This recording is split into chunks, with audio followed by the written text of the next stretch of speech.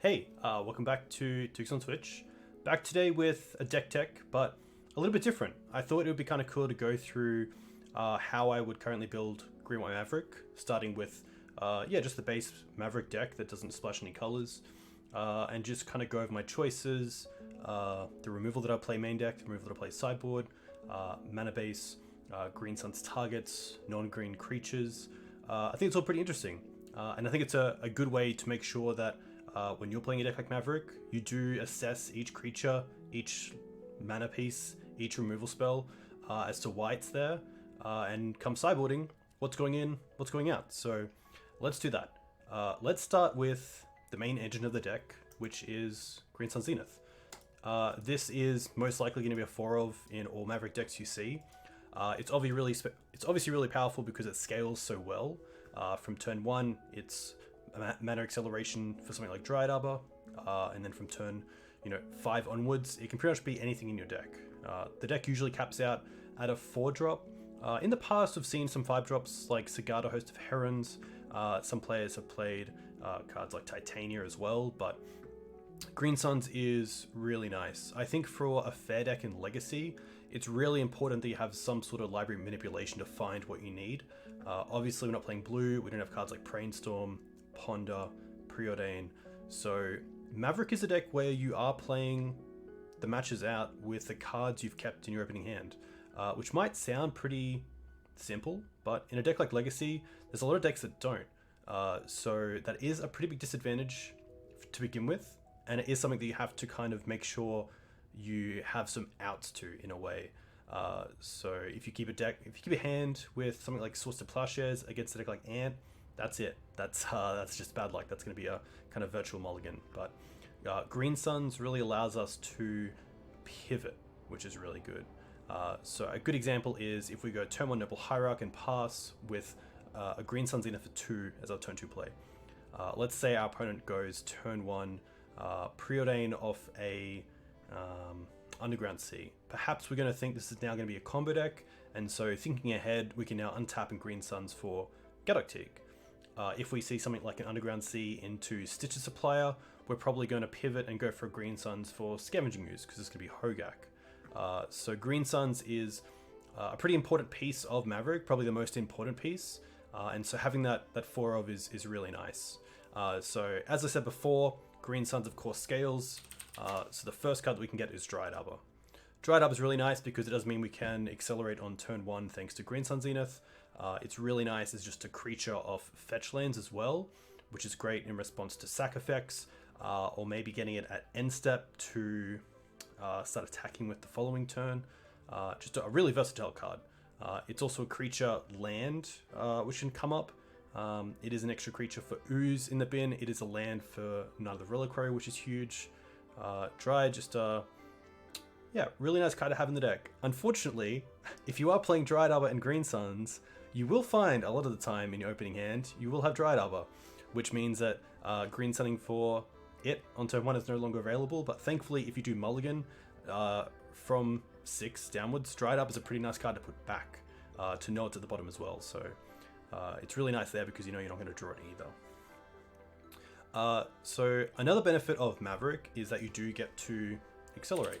So what I like to play in Green-White is some number of Noble Hierarchs, and I also like Birds of Paradise. So Birds of Paradise obviously can tap for any color, but that's not really the reason you play it in Green-White. I like to play it because it is a flyer, which is really nice, so it can block. It's obviously not that great on attacks without something like Exalted around, and Birds is only going to get better if you're playing it in a Stoneforge Mystic build, because things like sort of Fire and Ice or Batterskull, of course, give the creature power. So Birds of Paradise there can actually be a threat. So I like to try to go for a 4 creature acceleration sort of package. 1 bird, 2 hierarch. Some small advantages as well of birds is that you can play around Plague Engineer a little bit. If you do have something like a turn 2 Thalia and you do have a turn 1 Mum, then it's not going to be a big blowout like it would be if you had like a turn 1 Noble into a turn 2 Thalia. So mana acceleration is pretty huge. The other core piece of the deck that you're probably going to accelerate into a lot is another Reliquary. This, of course, is a card that has pretty much been at the center of the deck for a long time. Knight is just a really resilient threat. It allows us to go and fetch up lands pretty much ad hoc, which is really nice. Wasteland on the stick is really good, especially when that wasteland is just growing the creature that found it. Knight is pretty much our way to win the game. Not only through keeping our opponent off the mana they need, or casting the spells that need to cast, just beating in for a lot of damage is really important, because a fair deck does have to close the game up pretty fast before your opponent can kind of come from behind and get out of the situation we put them in. So having the Knights there are really good. Speaking of unfair decks, we're going to need something to make sure we're not playing too fair, and that's where Thalia is really nice. So Thalia is a card that really changed the deck when it was printed in Dark Ascension. Hopefully that's correct. But Thalia is our way to make sure that we have some amount of speed bumps to keep our opponent off their plan and to keep us in the game, to keep building out pressure on the board. So Thalia is obviously really nice in this deck. It's not a green creature, so we can't find all the green suns. So it's obviously got to have a pretty good role in this deck to merit its spot. So I think, yeah, Thalia is obviously a card that a lot of fair decks in Legacy have to play with to kind of stay in the game. Death and Taxes, a really good one as well. Maybe even something like Legacy Humans. It's another great creature to play with. But just, a really strong creature that allows us to have some amount of game against combo in game one. And some of the blue control decks, it also has a bit of a role to play there as well. And then, of course, Delver is a pretty big deck in Legacy, if not the biggest archetype. So Thalia there being a disruptive creature is really nice. Speaking of Delver, we do want to have removal. So I think we're going to go for the best one that we have access to, which is Source of Plowshares. Source of Plowshares is just, well, I guess it was always, in my opinion, the best removal spell in white, if not the Legacy format, especially for its mana cost. But with cards like Prismatic Ending entering the format and more flexible options coming to the forefront, then Swords might be up against some other cards now for the best removal spell in Legacy. But for us, it's really nice. Swords is just a really versatile card. Obviously, it can remove pretty much any creature, which is great. So if you're facing a Delver or a Noble Hierarch or a Grizzlebrand, doesn't really matter. Swords is going to get the job done, which is great. Playing the full playset because you just want to make sure you can see it in those games where you want it. I have been testing in other builds a 3-3 split of Swords to Plowshares and Prismatic Ending. Just because of the flexibility of Prismatic Ending is pretty huge. And again, playing a deck like Maverick, we don't have library manipulation. We're going to make sure our cards count. And so the flexibility of Prismatic Ending is really nice because it doesn't matter if it's an LED or a Sylvan Library or a Delver opposing you, Prismatic Ending is going to be really nice. And Swords to Plowshares in some of those circumstances just isn't going to do it. So Swords are a really nice one, and is the other real half of the non-creature spells that always see play in Maverick. The only other one other than equipment that I see a lot of and am a big fan of is Sylvan Library, which I'm pretty happy to play too in most of my Maverick decks. Again, this is just a way to really grab some early card advantage. There's a lot of decks in Legacy that are a little bit slower, so you can be pretty aggressive with how much you draw with Library. And if you can't, maybe against a deck like Delver where they've started off with a few creatures, it does extend your hand in a way. You get to dig a little bit deeper for Swords to Plowshares, or maybe a creature to block. So Sylvan Library, just a really nice card. It's also not a creature, which, yeah, pretty basic. But it does mean that a lot of the removal that your opponent might have, things like Swords to Plowshares or Fatal Push, might not line up well with Sylvan Library. So it's another piece to put on the battlefield and just make sure your opponent has to deal with it before you kind of just run away with the game with it, because this deck does play some amount of life gain, and there are decks that don't really have pressure in the deck. So being able to use your life total as a resource with Sylvan Library is really strong. So let's put that over here. Before I go into sort of the Green Sun's targets, I think the other card to talk about is Mother of Runes, which is a card that a lot of players would have seen in Death and Taxes. It is kind of like a little Planeswalker. I mean, it means target creature gets protection until end of turn. It deals 1 damage. It makes creatures unblockable. It does a bunch of things. And in this deck, where we do have key cards like Thalia or Knight that in certain matchups are kind of the silver bullet we need, having Mother of Runes to protect those creatures is really nice. And it's just overall a really hard card for some decks to deal with that might not have the sort of 2 removal spells lined up to deal with it, because they have to deal with the Mum first and then deal with the other creature that they actually want to deal with. So Mum's really strong. I'm just adding these as playsets now. We'll go back and see how we want to change this later on. Alright, so up to 1 land, 17 creatures, and 10 other. Let's go to the Green Suns section. So what you want to do with Green Sun Zenith is really maximize how powerful it is. So obviously right now we can get some mana acceleration, and then we can get a threat that also is disruption for getting things like Wasteland, Caracas, lands like that. So what else do we want? Well, I think it would be great for us to have some sort of combo hate through Green Sun Zenith. So let's go for Gaddock Teeg. Gaddock Teeg's pretty sweet. It's great against decks like Tess and Ant that are usually relying on cards like Ad Nauseam, Past in Flames, Potentials of Agony. It's also great against sweepers like Terminus, Engineered Explosives, and Supreme Verdict. It keeps big threats off the field like Jace, Sneak Attack, Allurin, Natural Order. It is a no-bo with our own Green Sun Zenith, as this is a spell with X in its casting cost, but a lot of the time against the decks where you want Gaddock Teeg in play, it's going to be doing a lot more for you at keeping your opponent off their game-winning spells than it is negatively impacting you from not casting your future Green Sun Zeniths. So Gaddock Teeg really strong there. Obviously a legendary creature as well, so it can be saved with our own Caracas, which is nice, a little bit like Thalia, but overall just a really good creature. It's a little bit tough because if we do naturally draw it against a deck like Death and Taxes, where Gaddock Teeg doesn't really do anything other than hurt us, it can be pretty tough. So one thing that I like about recent printings is that we have further combo hate in a card like Collector Oof, which now has the versatility of also being really good against decks like Death and Taxes, or maybe an Urza's Saga deck, or some other Stoneblade or Equipment deck.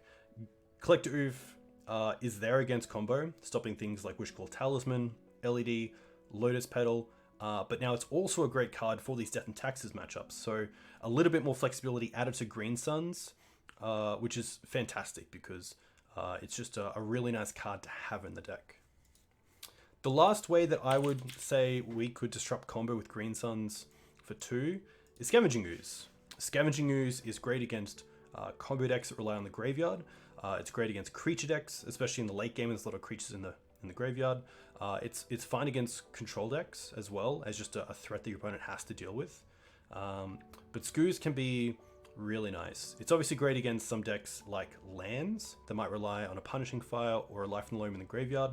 Hogak, of course, hitting things like Bloodghast, Bridge from Below's, Gravecrawlers, Hogaks, Vengevines, Snapcaster, Mystic Sanctuary, cards like that target in the graveyard, Scavenging Goose is great against. And then also some of the combo decks. Reanimator, obviously an all-star if you can get it down before they win. Cards like Past in Flames are still being played, so being able to control how much your opponent actually has access to in the graveyard is pretty strong. And overall, just a really nice card that I think has kind of seen play since its printing in Commander, I believe. I think it was a 2013 or 2014 printing, and since then has just been a really nice silver bullet for Maverick. And what I mean by silver bullet is that it's kind of the breaking point for a deck. It's like Superman and I'm gonna totally forget what it's called now. Kryptonite, there we go. It's like the Kryptonite for decks. So Collector Oof is a great silver bullet against a deck like Urza Saga or Affinity, because it just turns off pretty much all of their deck.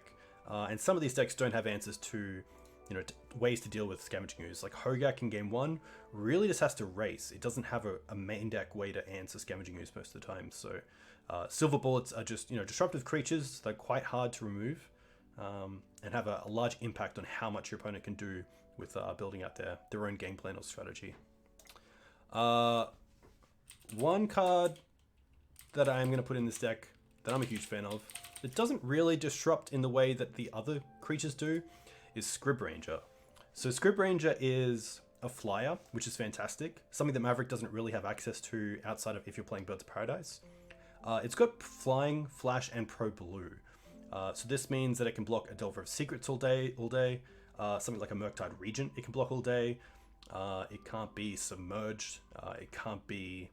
I guess it can block an Uru all day, but you're probably not going to be in that position. But the other part is huge. So Scrib Ranger has the ability to return a forest to its owner's hand as part of the cost, and then you can untap a target creature. So if your opponent goes to Bolt a Mother of Runes, and you tap Mother of Runes and give it pro red, and in response they go to bolt it again, or Fatal Push it, what you can do is flash in Scrib Ranger, return, say, a Savannah to your hand, untap the Mum, and then give protection again. So obviously with Mother of the Runes, it's very hard for 1/1 removal decks to deal with. It's obviously fantastic with Knight of the Reliquary, which means we kind of get 2 activations a turn. It also means that what we can do is attack with a large Knight, and then before damage, untap it with Scrib Ranger if it's not blocked, and then sacrifice some more lands to grow the Knight. And then also it's just really nice with Noble Hierarch. If we do something like turn 1 Sylvan Library, Noble Hierarch, turn 1 Savannah, Noble Hierarch, and then untap with the Scrib Ranger in play, it's kind of free. You do lose the land drop, but you get to go cast Scrib Ranger, and then return the Savannah, untap Noble Hierarch, play the Savannah, and then play something like Sylvan Library, or maybe even something like a Thalia. So Scrib Ranger, really nice. The flying, I think, is probably one of the better parts of it, but also just protecting your mana base as well. If your opponent goes to Wasteland your Savannah, and you have a Scrib Ranger, usually it's going to end pretty bad for your opponent because you get to save that land. And returning the forest is part of the cost, so your opponent can't respond to that. They can't sort of try to wasteland the land you're going to return, which is nice. So yeah, Scrib Ranger all in all really nice. The last little thing is that Dryad Arbor is a forest Dryad. So Scrib Ranger and Dryad Arbor are kind of just like a fog each turn for at least one creature, because you get to block with Dryad Arbor and then return it to your hand with Scrib Ranger, untap, play it, their turn, they attack, block with Dryad Arbor, return to your hand, etc, etc. Alright, Green Sun's targets. Let's start looking at some of the 3-drops. And one of the newest printings is a card that has really taken the format by storm in Endurance. This card is pretty nice. Endurance is going to have an impact on the game from early as turn 0, thanks to its evoke cost. But as a 3-mana reach flash 3/4 creature, it's pretty solid just with that. But having the effect of also being able to take the cards from a graveyard and put them into the bottom of a library is pretty awesome. It's a really nice card against things like Hogak and lands. It's going to have some impact against Doomsday, which is really nice for the deck, although I don't think Endurance is kind of the card that's going to change that matchup into a profitable one. And it also means that if you want, you can target yourself. So Endurance allows us to maybe put back a Collector Oof into the deck, or a Dryad Arbor into the deck that we want to search for with either Green Suns or maybe a fetch land, or even just know that we have the outs of extra Source of Plowshares if we can shuffle them back in, which is really nice. But Endurance, I think, has been a pretty huge printing for Maverick, not just in the way that we can now attack decks like Delver with an Endurance. It's very hard for Delver, especially in game 1, to deal with an Endurance without 2-1ing themselves. But it's a really hard card to also play against, and it's also kind of changed the dynamic of how Maverick players assess open mana, especially against decks like Bant, because in the past, cards like Icewind Quaddle are going to be an issue because they get to trade with a creature most likely and also draw a card off it, so it kind of replaces itself. Thalia has been a card that doesn't really care about Ice Fang because of the first strike, which is nice, but with Endurance as an X4, you kind of need to have double Exalted to get a Thalia through, which is pretty tough. It's definitely not a situation that you have too often. So Endurance also means that if you have a big knight and you attack in, they cast Endurance, they put those lands in your graveyard to the bottom of your library, the knight becomes a 2/2, they block with a 3/4. It's a tough time. So definitely keep an eye out for Endurance when you see the mana open. Thankfully with Astrolabe out, you're now going to see at least maybe some fetch lands or green source, X source. But yeah, Endurance has been pretty sweet. It's got some blowouts, but it's also just got some general good, powerful pressure in it as well. Not just against Delver, but also against some of the control decks that are playing sweepers at sorcery speed. Being able to just keep that pressure going and consistent with something like an end step flash and Endurance is really solid. So pretty happy to see Endurance in the deck as well. We're going to talk about Questing Beast. This card, when I first saw it, did seem like a little bit of a meme. It did have a lot of text. It was obviously really good in Standard, but the more you play it, the more you realize how much of an impact it has on games.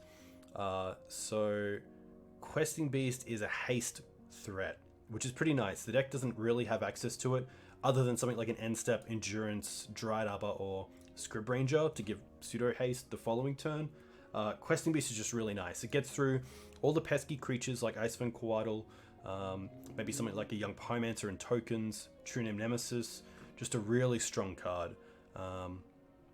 The combat damage that would be dealt by creatures that you control can't be prevented clause is huge.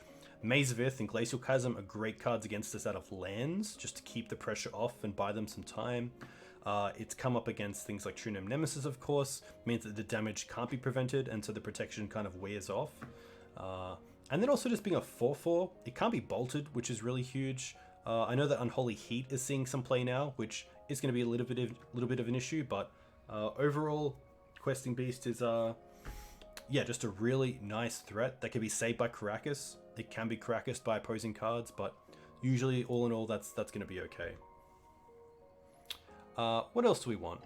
I'm pretty happy to look at some of the removal options we have in the deck. And I think for this version, I'm pretty happy to run Skyclave Apparition.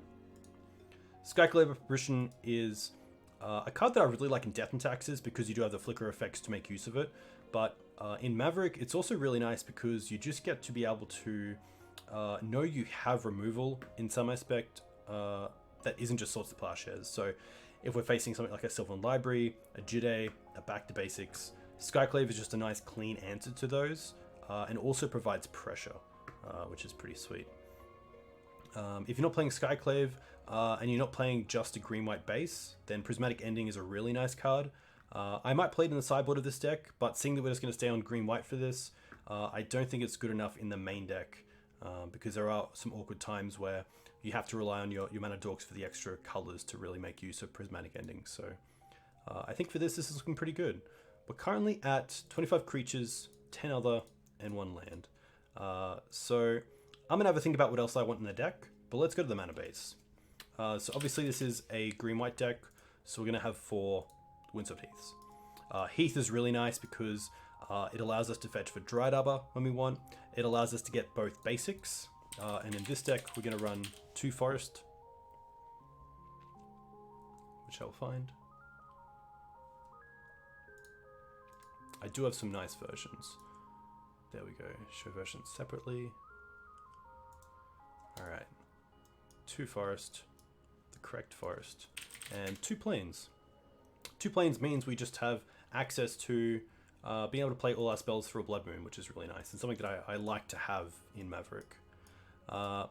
Windswept Heath also really nice because it is a fetch land, of course, which means that we can use them to grow Knight, and also shuffle away any cards we don't want with Sylvan Library. So maybe we play a Sylvan Library turn 2, untap, look at the top 3, find Windswept Heath and another Sylvan Library. We can now use that Heath to shuffle away the library, which is really nice. This is also, of course, a deck that plays Wasteland. Wasteland is really strong, especially when you can find it off a card like another Reliquary, and even just start laying into your opponent's mana base when you have a card like Thalia out, because it can get to a stage where they have one land, they have a Ponder in hand, and they just can't cast it thanks to Thalia and Wasteland working together. What else? We have Knights, so let's bring in some more Green Suns-esque targets like Dryad Arbor.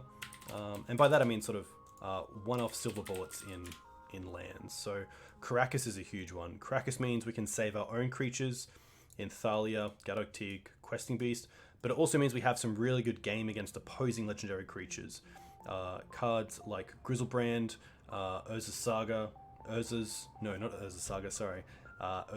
the blue creature. And just generally there's always going to be some legendary creatures that you just find and you go, oh, that's actually pretty good. One like Ninjas, of course, plays a legendary creature that I can't think of right now, but I'm sure if you can tell me in the comments. Another good card that does get a lot of talk is Gaia's Cradle. So this is a really powerful land that allows you to tap for each creature you control and get a green source for that.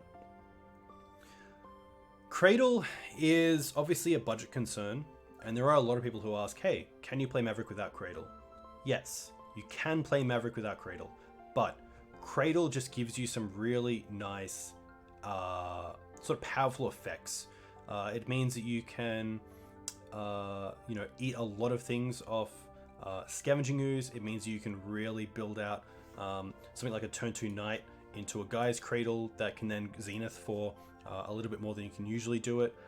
It's also a really good way to answer a Tabernacle for at least a turn, which is pretty cool. But Cradle is just a way to allow this pretty fair deck to do some unfair things, which sometimes are just needed to be in an unfair deck like an unfair format like Legacy. If you're not playing Cradle, I have seen some players play around with Ancient Tomb, or just making sure their mana base is in a really nice spot. In regards to just having a bit more consistency, maybe an extra fetch land or an extra jewel. Speaking of, we are going to play Savannah, and we're probably going to play 3. I'm a pretty big fan of 3 Savannahs. Another good card of Knight is Horizon Canopy. This is pretty good because it allows us to just turn some of our flood, hopefully, into a spell. And thankfully, that also reminds me that I like to play Ramanap Excavator in my deck. Ramanap is Crucible of the Worlds on a creature. It can be found with Green Suns. It allows us to replay Wasteland from the bin, which is really nice and really powerful, especially in a format without Astrolabe. It's also good at getting back cards like Dryad Arbor, like Canopy to draw the extra card for turn. And can really allow you to just kind of make sure that an early Wasteland plan from your opponent isn't something you're just going to lose to. You can recover from it, and Ramanap is a really nice way to do that. So we're at 19 lands. I usually play around 23. So let's go with 2 Misty Rainforest. I like Misty in this deck because a turn 1 Misty tells my opponent a lot less than turn 1 Windswept Heath. I think Windswept Heath is probably one of the fairest, if not the fairest, fetch land in the format. So if you play Windswept Heath pass, your opponent is most likely going to assume that you are on another Reliquary deck. So having that out is pretty nice. I'm going to quickly look up my deck because I feel like there's something that I'm missing here. Once Upon a Time is an interesting card. It does allow you to cut back on some cards as well. Let me quickly see if I have any. We do, okay. So let's say we want to add 4 to the deck. Actually 3. I kind of like 3. You don't always want to see it, but it is really nice to have in your opening hand, as it allows you to play, say, 1 less land. Let's just add in a Verdant Catacombs here. I know that some players are a big fan of playing a white, an extra white fetch, like Marsh Flats, to have access to planes. But I just think that in this day and age, I really like my fetches all lining up to fetch Dryad Arbor. So I do like the Misties, I do like the Verdant, I do like the Windswept Heaths. Windswept Heaths I'll always have a 4 of because they can get both basics. So I think this is, as 22 lands, is pretty nice in a build with Once Upon a Time. We're currently at 60 cards, which is nice. And so now we can actually say that, hey, we have a Maverick deck, which is really solid. But I think we'll make some slight changes just based on some of these numbers. So let's look at Mum and Thalia. I'm pretty happy to drop back to three mums. This isn't a deck like Death and Taxes where you really need to make sure your creatures are, surviving every single turn. We do have multiple cards that can just get out of bolt range, or protect our own creatures with Caracas. So Mum isn't as needed in this deck as maybe a deck like Death and Taxes. And obviously as a non-green creature, we're not going to see it as often as we like. So I think 3 is fine.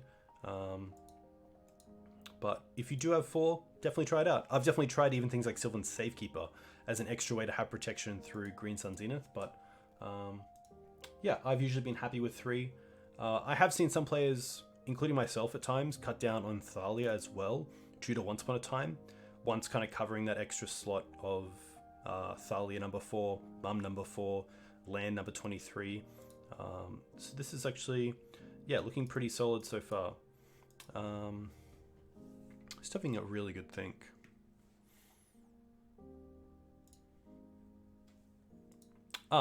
Okay. So although Skyclave Apparition can deal with artifacts or enchantments, I really want to have one in the deck that can be found with Green Sun Zenith. So I'm going to find probably a Knight of Autumn here. It could be Chrysali Pride Mage if you want some instant speed access, but Knight of Autumn is really nice because it does have a lot of flexibility to it, which is great. That's where I want to be. I want to be in a place where if I need the 4 life to stay alive, then I have the 4 life. If I want a threat, I now have a 4/3. If I want to have something like a way to deal with, say, Omniscience, or a Jide, or an Aether Vial, Knight of Autumn is really nice, so pretty happy with that. The last card that I could see in this deck is Hex Drinker, which I really like in this build, especially with Guy's Cradle. We don't actually have one. No, we do, thankfully. So Hex Drinker is a really nice card. It's a nice way for us to use Green Suns early on for a threat, and in some ways find a threat that some opponents just can't deal with. Especially once this gets to level 4, a lot of decks just can't deal with a Hex Drinker. We do have some really nice plays. If we accelerate on mana on turn 1 into something like Noble Hierarch, and then we untap, play Hex Drinker, and then play Guy's Cradle, we can instantly put it up to a 4/4, which is really nice. So that's just one of those little sort of unfair situations where Cradle is really strong. And especially with a mana sink like Hex Drinker, it's going to be really solid. I'm a huge fan of Hex Drinker. I have won a lot of games off the back of it just by getting it to 4 and then getting it to a sort of progenitus situation. It's been really nice. It's just an early threat that I can grab off Green Suns. Some people might think, hey, this is a green deck, why is it not playing Tarmogoyf? And I think for Maverick, Tarmogoyf just doesn't do enough. This deck has a lot of ways to apply pressure, but what this deck really loves is a piece of disruption and pressure. Pressure that can attack. So things like Thalia, things like Scavenging Goose and Gaddock Teeg. It's really a case of setting up these speed bumps, which your opponent will go after. But if you can apply extra, additional pieces of disruption on the table, then your opponent's going to have a really hard time, especially when you're also hitting their life total. So something like a Thalia against Storm, it is beatable in game 1. But if you find then an additional threat and disruption piece like Gaddock Teeg or Collect Oeuvre, it's going to be a pretty hard time. So I think one last piece of advice is Hex Drinker is take it slow. Have some patience. Maybe find a spot where your opponent is tapped out before you start ticking it up, or try to get a Mum online and then have Hex Drinker down. So don't just play Hex Drinker and try to tick it up in the face of like a bolt, unless obviously things happen, but try to stay away from that. All right, let's go to the sideboard, and if we want to come back to the main deck, we can. So what I think about in the sideboard is combo first up. Combo is always going to be a tough one, and one of the cards that I really like against combo is Deafening Silence. This deck doesn't really have turn 1 interaction against combo, so Deafening Silence there is really nice. I was talking before about a good mix of disruption and pressure, and so you might say, hey, Dukes, why are you playing Deafening Silence when there's cards like Aethersworn Canonist? Canonist is also really nice because it does things against creature decks like Elves. And I go, hey, That's a great opinion. But Deafening Silence as turn 1 interaction is exactly what this needs. Turn 2, we do have things like Gaddock Teeg, Collector Oof, Thalia, but it's really a case of just making sure you can get to turn 2 against those decks. So Deafening Silence for me is just a card that I'm not going to go without into a tournament, because I know I'm going to need it against the combo decks to buy myself the time to set up those extra speed bumps, as I just discussed. Getting multiple pieces of pressure and disruption into play. So Deafening Silence for me is really nice. So we have combo. We obviously want something for creature decks, so maybe some amount of Path to Exiles. We might want some, say, Endurance for Graveyard Hate. We might want something for some of the blue decks, like Choke. So let's add some of those. And then obviously there are some big artifact enchantment decks around, so let's add some Force of Vigors. And then there's always going to be some sort of mid-range decks we need to go big and go long, so let's look at maybe a Planeswalker like Nissa. And then we still have one more slot, so let's have a quick look. We have Chokes, which are pretty nice against blue decks. A little bit testing against a deck like Delver, just because of their lower curve now of threats, that if you are getting to the stage where you can play a Choke and you tap out for it, you might just die on the way back. Your opponent might have enough pressure on board to not really care about it. So Choke is really nice, but I'm actually a big fan also of Carpet of Flowers right now, which is a really nice card. So I don't mind the 2-2 split here. Carpet really nice, especially when we do have mana sinks like Hexdrinker, like Scavenging Goose, and like Green Sun Zenith. And then of course, Choke is still a really nice card to have. It is a little bit tough against decks like Band Control or Blue-White Control that now have a few more outs to Choke in Prismatic Ending, but I think that the Choke is still a fine card. The reason that I like Nissa is that I think in some matchups, especially those with Terminus and Pre-Verdict, it's really nice to be able to diversify your permanent base on board. So Nissa isn't a card that is really hit by... it can't be removed through a Terminus, it can't be removed through a Source to Plowshares, and it can just keep that pressure going.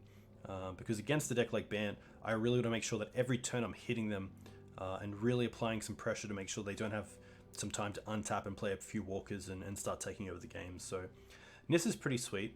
A lot of these decks have also moved to basic heavy mana bases.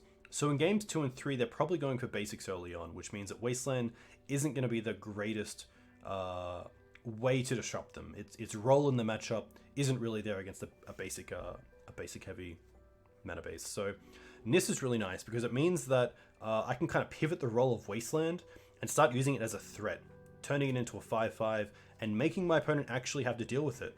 If my opponent's using a Swords of Plowshares on a Wasteland of mine, I am more than happy for that.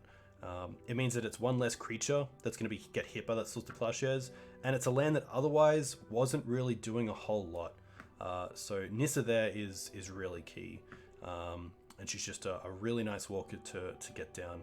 Obviously, it's a little bit tough because a card like Gaddock Teeg is going to be good against the decks where I want Nissa, other than the kind of mid-range mirrors. So there will be circumstances where Teeg will keep Nissa off the table, but I think in that case, if I have got to that position and Teeg's in play, I'm probably in a pretty good position. So Nissa's pretty good. Force of Vigor is pretty sweet. I've always liked this card. It means that we can just tap out and still have interaction against a lot of decks. With a deck like Lands also picking up a second engine in Exploration and Valakut Exploration, it's really nice to be able to shut that off as soon as possible, and Force Vigor is a great way to do that. Urza's Saga is of course an enchantment land, so against those decks you can usually 2 for 2, which is really nice. And there's definitely some cases where taking out a Sylvan Library as a 2 for 1 is just a really strong play, because you know that library is going to buy your opponent a lot of time and a lot of cards, so Force is good there. Endurance. Okay, so Graveyard Hate. I think Endurance is a great card. It's obviously great in this deck as well because it is pressure and disruption, but I think that Endurance is best when it's aligned with other Graveyard Hate. So Endurance is kind of a one-off effect, but against a deck like Bug Hogak or lands, I probably want to have something else that's just going to be always, kind of always having an effect on my opponent's graveyard. So something like Leyline of the Void is a really nice piece of hate because it makes my opponent have to deal with it or have an answer for it before they can start really using their graveyard as a resource. So if I did change this up a bit, I would probably add in some amount of graveyard hate, at least one more piece, something like a Relic or a Tormod's Crypt. Let's have a quick look. Something like this. I wouldn't mind a Crypt as the third piece of graveyard hate. Targeting just one player is really nice because it means we don't lose our own lands for night or creatures for ooze. And I think Crypt is just another sort of turn one play against a lot of the combo decks is pretty nice. You could play Surgical as well. Surgical is pretty nice, but it has a similar effect to Endurance. And there's going to be some times where you can Surgical something against maybe Bant, and they have the Endurance themselves to shuffle the card away that you target and kind of fizzle the Surgical, but I'm kind of ranting there. I still think Endurance is a really powerful card, and I think right now there is a little bit of lands lying around, but there's not too many decks that heavily rely on the graveyard. I think the extra Endurances is enough to keep to keep Bug Hogak at bay. So there is a world where I would play the 4 ley lines, but I think here it's going to be okay. I think just the Endurances and the Crypt could be pretty good. This could also be like a Relic or the new Relic that when it comes in, you can target a card and exile it, and then you could sack it for a card. I'm murdering it. We'll get there. Two-path. I think two-path is still fine.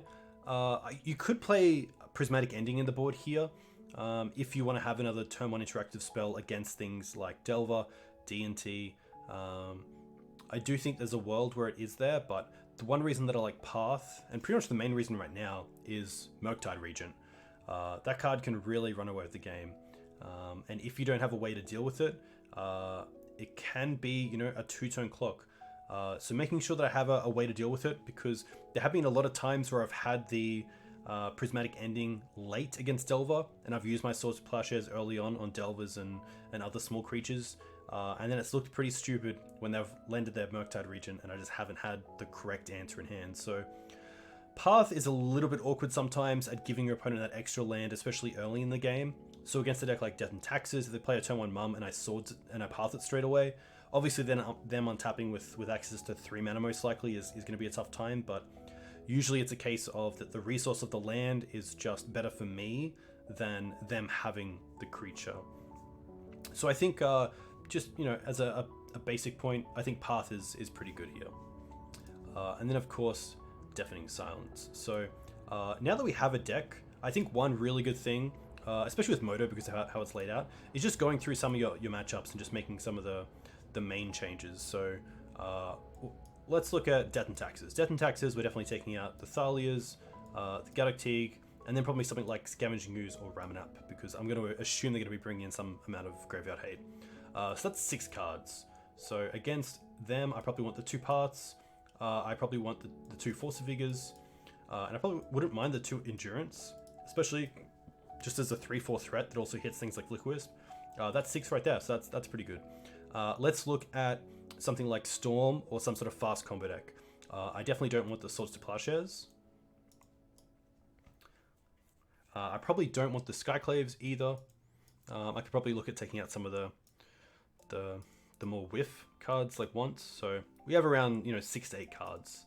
So let's bring in the Deafening Silence and Tormod's Crypt most likely. The Endurances perhaps, probably the Carpets or the Chokes. So there's definitely a good mix of cards I can bring in against combo as well, which is nice. And then for the mid-range decks, we have Nissa, we have the Paths, the Force of Vigors as removal, the Endurances, so pretty good there as well. Yeah, I think there's little tweaks here that I would make, but I think this is a pretty good place to start in terms of picking up Green White Maverick right now and having a swing with it, because although I didn't take too much time into each of these decisions, I think overall this is a pretty well balanced deck, and we'd be pretty happy to take it into a tournament. So yeah, I hope you enjoyed this. I'll probably do each of the archetypes, do an Abzan one, do a Punishing Maverick one, maybe even a Bant one, whichever we wanted to go back to. So let me know how you like this content. If you would change anything in this deck, I'd be very happy to hear. And yeah, we'll touch base soon. Thanks.